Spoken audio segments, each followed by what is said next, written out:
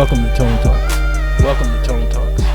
How's everybody doing today? This is Antonio Moore coming to you from Tone Talks with a quick hit. I just wanted to go over American DOS, ADOS, and explain how it wasn't created by Russians, and these aren't Russian bots. These are our fans, Tone Talks and Breaking Brown fans, that have been collaborating, getting together on black politics for several years. So recently, Reid, Angela Rye, Reid of MSNBC, Angela Rye appears on CNN often. They've been going around saying how ADOS was either created by the Russians or actually distributed by the Russians, and it's just not the case. What you actually see is that black Americans from Louisville to California to Chicago have collaborated around the reality of underrepresentation of lineage inside of talking about American blackness. The only thing that makes American blackness really rooted and matter is the fact that we were slaves, and then post-slavery we had peonage and the like. What you see is that a small group of recent immigrants post-1980 have dominated blackness and made it about just not getting a taxi and being mistreated at the workplace today, and none of that is actually what roots blackness. What roots blackness is what is inside of black families across this nation: the poverty, the lack of wealth, the lack of access. And we're going to get into that today. We'll get into why we created it, why it's essential, and how it's just awful that these pundits have went around with no actual support saying that Russians created this. So I'm going to start off, just to be fair, and just let them speak and show their videos, and then I'm going to get into it. There is nuance, but there are also identifying factors. For example, right now, from the Black Identity Framework, there's a new sort of hashtag and or identity that's in their bios called ADOS or DOS, which is standing for Descendants of Slaves. So it's the indication that they are someone who was born in, as a descendant in the United States, who is representing Black America and has the vernacular in the language that people will believe is someone who's a part of our community, who's either debating about Camilla or debating about Booker, because that's who just announced, and trying to say we know who's the most who's black in America, and making sure that they're sort of talking in this vernacular that makes it look like that they are in support. Black American. I did see a huge uptick in. You've never heard any of my speeches, clearly don't pay attention, that's fine. But the challenge I have now is, if you follow the narrative, it is very much about we can only talk about reparations and issues specific to Black Americans who are not immigrants, because when other people come here, they're not looking out for our best interests. Number one, that's an overgeneralization. Number two, it's dangerous. I believe that it was paid for by Russia. And I'm not saying not that everyone who uses that hashtag now is a Russian bot, but I believe it originated from Russian bots, in the same way that some of the stuff around the crime bill happened in 2016. There was some lower level. So now we're back, and if you think about what Digital Sister said on Reid's show, but the fact that this woman was on Reid's show makes Reid responsible, and afterwards Reid joins in. She basically asserts something without any factual support, no forensic support. We've seen this before. We saw it with Dr. Martin Luther King Jr., where the bus boycotts, where it was accused that it was Russian backing, because it's impossible for American DOS, African Americans, to get together and have this discussion at this level. It's impossible for us to really use Twitter beyond celebrity and beyond just talking about rock the boat, to really talk about black issues and talk about what's needed to move the DOS, the African American community, forward here that's native. Let's talk about it today. We in it. So let's talk about who created this thing. This was American DOS, ADOS was created out of the brain trust of myself, Antonio Moore. I'm a UCLA grad, Loyola Law School grad, nominated for an Emmy for the documentary Freeway Cracking the System, in which we uncovered the Nicaraguans involved with the Iran-Contra scandal. Go check it out, IMDb me.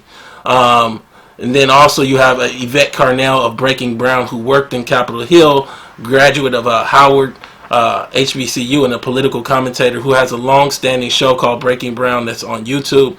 I myself have a show on Dash Radio. I've done it every week for a year and a half, and I also have a YouTube channel called Tone Talks. So this is real legitimate discussions. Just this Friday, I interviewed Sandy Darity, professor and economist Sandy Darity, who actually created, along with Dark Hamilton, baby bonds, which is being used by none other than Cory Booker in his senator campaign. It's one of the crux of his senator campaign. And Yvette Carnell last week interviewed who was murdered in Kamala Harris's offices, failed to properly investigate that murder and why it happened under Lee Baca, the sheriff that was in so much scandal. And Yvette interviewed last week. We're doing real politics. So the accusation that this ADOS, American DOS, American Descendants of Slavery, was created by Russian bots is not only irresponsible, not only dangerous, but it points to a larger problem with these pundits that they don't understand Black America, what's going on, and it begs to question why they're on TV at all. Understand why we made it American DOS. First thing that we wanted to do is really assert the reality that descendants of American slavery are largely being left behind.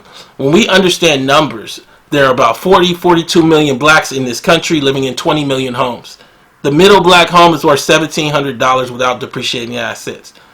The bottom 90% of Black America has little to no wealth. The bottom half is worth less than $1. The top 10% of Black families largely have 75% of the small 2.6% of wealth that Black people have. Let's talk about it. But when we talk about this thing, what people don't understand is of the 42 million blacks, maybe 4 to 5 million are either first or second generation immigrants. It's just a loud bunch. And in essence, what you see right now is while we do jail, they become professionals under the guise of being American DOS, African American.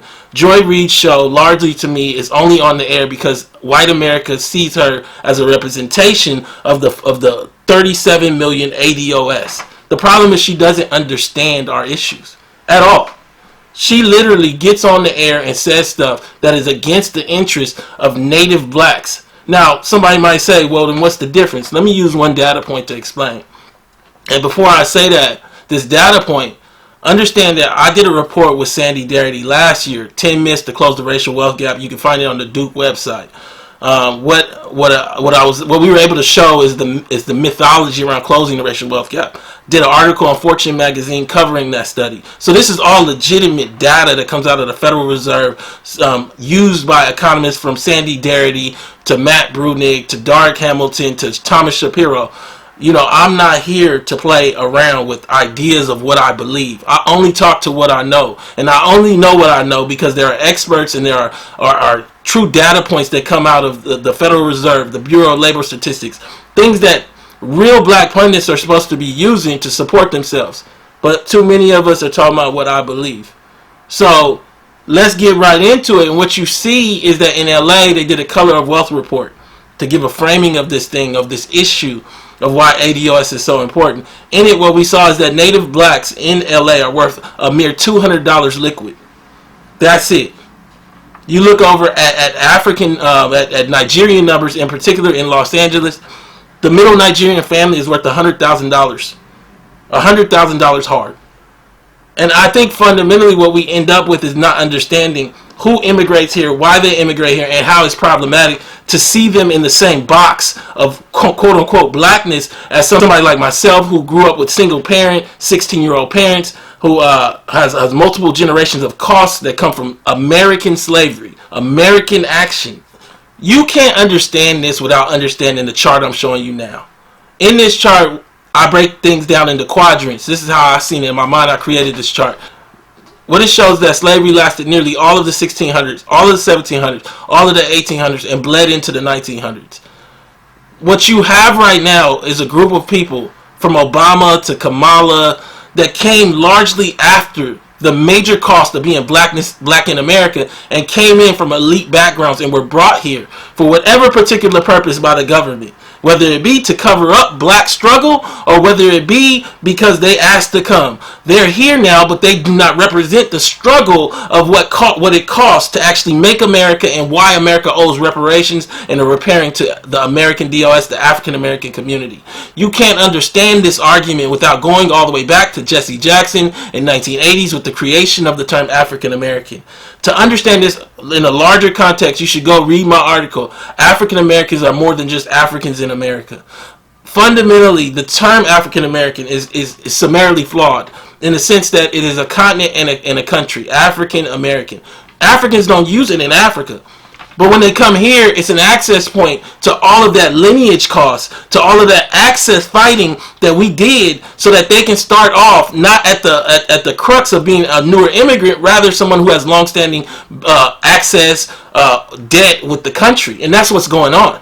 That's what is happening right now. So you come here from West Africa and you can access Jackie Robinson scholarships and Thurgood Marshall programs because you're black. But I can't go to Nigeria and access anything.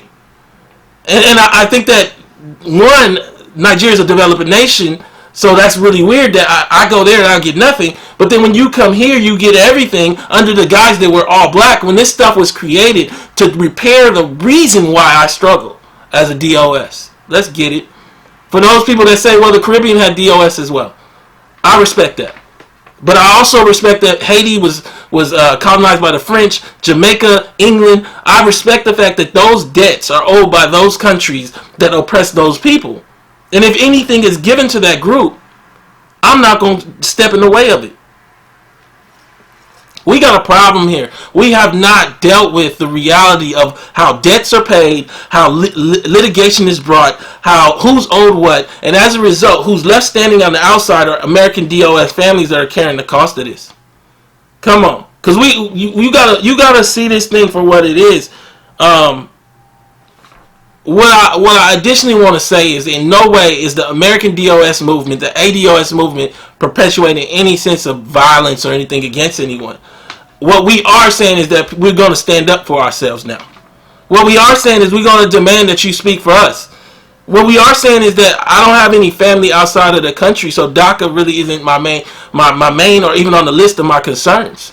Yeah, we saying that. In a country where there's lead in the water in Flint, in a country where there's feces in the backyard in Alabama, Loudoun County, in a country where there are more black men incarcerated than all women on the planet. Let me say that again. There are more American descendant of slave black men incarcerated than all women on the planet. There's about 700,000 in each group. 4 billion women planet-wide produce 700,000 prisoners. 20 million African American males, including babies that come from slavery, American slavery, produce about 700,000 prisoners. And another million on probation. How then do you want me to talk about the border if we're dealing with survival here? I think that the reason it's important to you is you do have family outside the country. Well, you need to have your own group. Part of the problem is we don't know the numbers. There's about 42 million, 40 million blacks. Only 300, 400,000 are Nigerian. Only 1 million are Jamaican. Every other group is nominal from there. If you look at Joy Reid, she comes from the Congo. We might not have 100,000 people from the Congo in America. So how are you on TV representing the ADOS community? Because there's a confusion about who we are, and what we stand for. But this goes deeper. We start looking back, we start seeing this whole attempt to undermine any driver for black politics. McCarthyism on full display with both Reid and also Reid. McCarthyism harkening back to when anytime somebody spoke up about politics that wasn't in the mainstream, it was the Russians that did it. Well, that's what you see with Reid and Reid. It's this attempt to undermine the growth of black politics by saying that the Russians are doing it with no support to say that the Russians are doing it. I don't know no Russians. Come on. I'm coming. This is the reckoning with identity that's needed to happen for a generation. When I was at UCLA, all I saw was these weird mixes of people that were speaking for black people all across Los Angeles and didn't know nobody all across Los Angeles. This is what's going on for a generation. When Obama came into office, I told everybody in 2007, he's not going to do nothing for black people. People say, oh, he a black man. I said, this isn't about being a black man. I said it back then. I said he's Kenyan and then he's white. He has no bones buried that come from slavery here. And that's what you need. America didn't have an African American president yet. And America can't have one because it can't deal with itself. Because there's a reckoning that goes to the core of America that an African American president brings about. When Ta-Nehisi Coates sat down with Obama, he basically said that immigrants shouldn't pay for reparations. Well, of course he would believe that. Because he don't come from ADOS. But see, he was supposed to represent the progress of a nation past all of the cost of ADOS. Well, it's still in my family. It's in your family. We look at this thing. The bottom half of ADOS families are worth less than $1 combined. We look at this thing. What percentage of the top 10% of little black families that have any American wealth are really just Nigerian or wealthy Jamaicans or wealthy Haitians? Because there are small sections. Understand that there's an overrepresentation in corporate jobs in Hollywood of these elite groups, and the problem is that what they can do, meaning Hollywood and finance and Google with Silicon Valley, is basically say that they have diversity when they've never really dealt with the fact you don't have no ADOS in your hiring practices. What they can say is that, well, black people aren't hired for these roles. Like, you got Cynthia Erivo playing Harriet Tubman. You got Selma, the lead roles, Coretta Scott King and Martin Luther King were Nigerians. Well, everybody says it's because they're more trained. No, train ADOS people. We've been having this problem for generations now. Come on. Train ADOS people and then they can do the role. I'm coming to you today to tell you ADOS, American DOS, was created to create a boundary so that our group can define itself and then make demands of what it needs, not only to survive, but also to gain the position it always was due in this country. Our bodies built this country before you even get to our labor. The bodies of American DOS was worth more than all of everything America had combined. All of the railroads, all of the land, all of the everything, the tools, everything combined. Just the bodies. A single slave with 3 years of field training was worth more than a house. This institution is what made America. So every American DOS should have a unique and privileged position where they don't pay for schools, where they get access to elite level homeownership, where their children go to elite schools. Every American DOS should be the elite version of America. And I'm going to fight tooth and nail for it. This is not about division, it's about truth. If I go to Nigeria and an elite Nigerian that came here goes back with me, he gains an elite position in Nigeria I don't occupy. Why we don't have to be the same there? And I don't think that you understand. You cannot have reparations without this reckoning. Let me say it again. You can't get to reparations without this reckoning. I just had a discussion with the leading economist in the area of reparations, William Darity of Duke University, on Friday on my show on Dash Radio. You can watch the whole show on my last video. What we discussed is not only how you would distribute reparations. You would look at two factors. One, do you have a single ancestor that descended from American slavery? And number two, in the last 10 years, have you marked black on the census or a major national application of some sort? And I think what we have right now is a lack of understanding of what that means. It means that right now, if we did not institute ADOS, American DOS, as a delineation, you could have Nigerians receiving reparations when they have no damage from America. You could have Caribbeans from Haiti and Jamaica receiving reparations and they literally have no damage from America as a result of what reparations is repairing, which is slavery and peonage and Jim Crow period after. People would say, what about Marcus Garvey? What about Stokely Carmichael? What about Harry Belafonte? These are singular people. Go study immigration and see when the boom happened.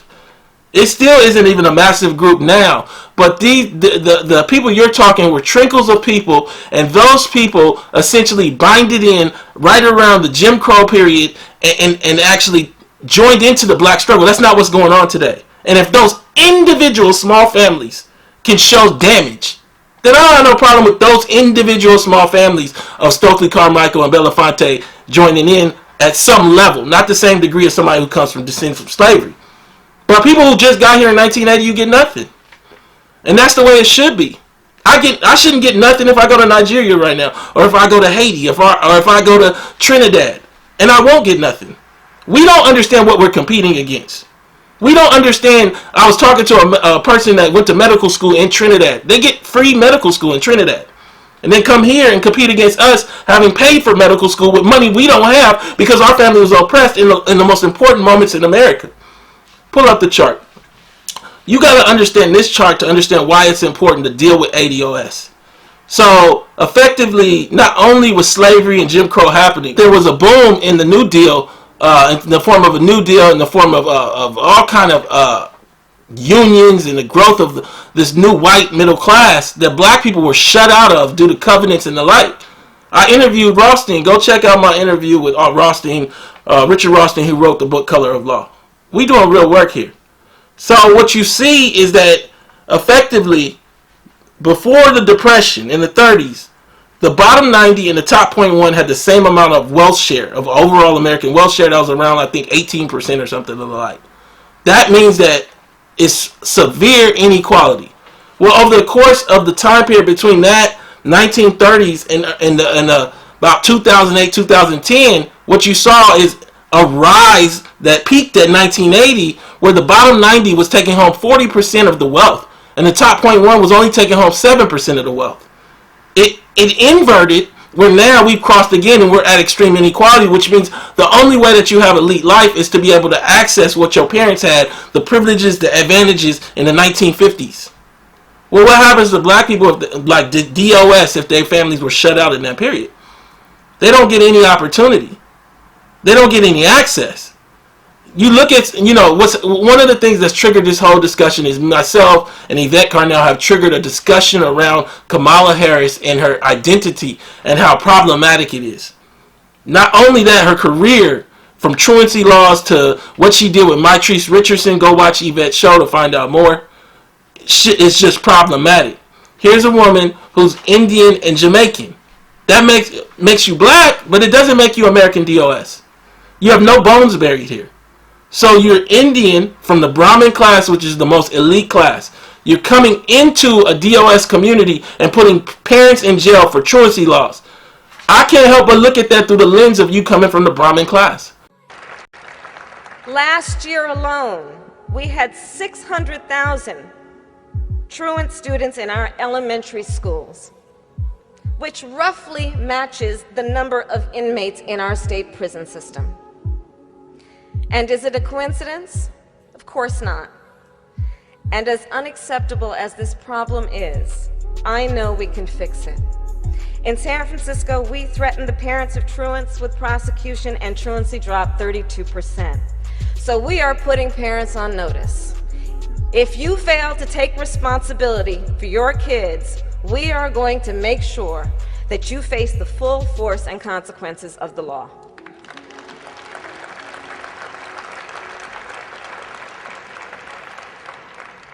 And this work to combat truancy is part of the broader oath that I swore today, and the oath upheld every day by the men and women of the Attorney General's office.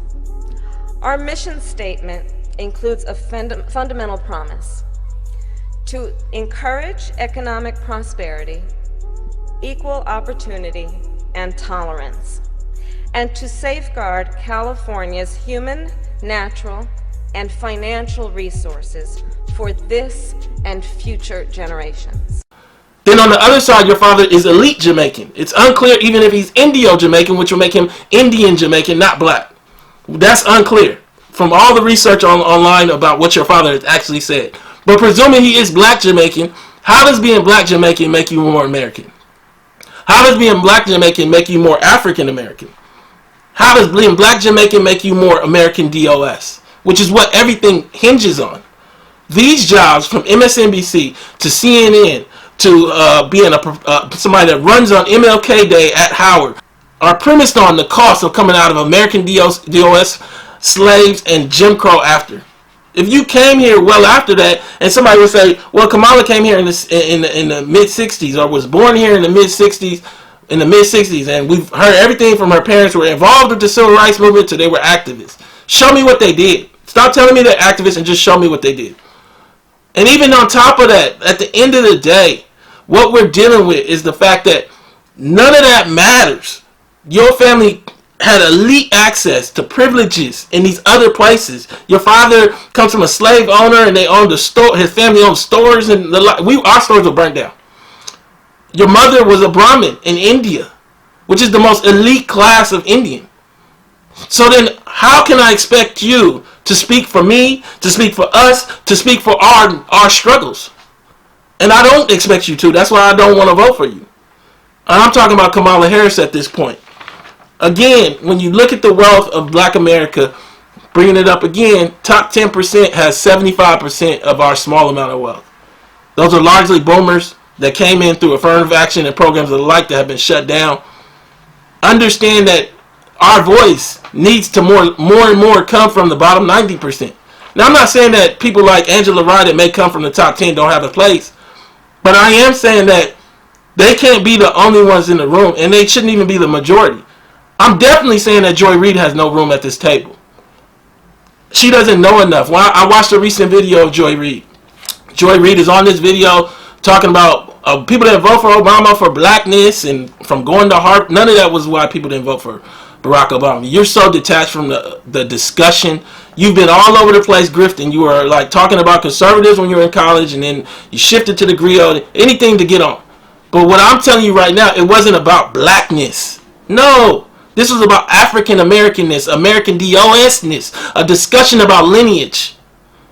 And I think you don't understand that, Joy Reid. You don't understand that this isn't just about whether he can shoot a basketball or he knows the names of rappers. Or he can say hating. I'm so tired of these black pundits using words like hating. And, you know, you had Angela Reid telling black people just this morning that they're slow in the back of the bus and trolls and Russians. Come on, let's have a serious discussion about the fact that American DOS have been shut out of this country. Let's have a serious discussion why black men are incarcerated like we've never seen in any modern country. American DOS men. Let's have a serious discussion of where American DOS are supposed to be positioned and what they're owed. And understand, you might have to have that discussion with no reality of you getting anything from it, because you're not owed anything. And so this is where we're at. Yvette Carnell and myself created American DOS. The people that are talking about this thing, you should really look at their Twitter lines, because these are real people. I don't control no Russians. I don't know a Russian. But this is not at all Russians that are tweeting and sharing and having this dialogue. This is an awakening, a reckoning. Black America is waking up and having a discussion about how and why are we struggling when we built America.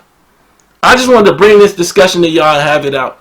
This is Tone Talks. Please go to tonetalks.org to subscribe and donate. Share the channel.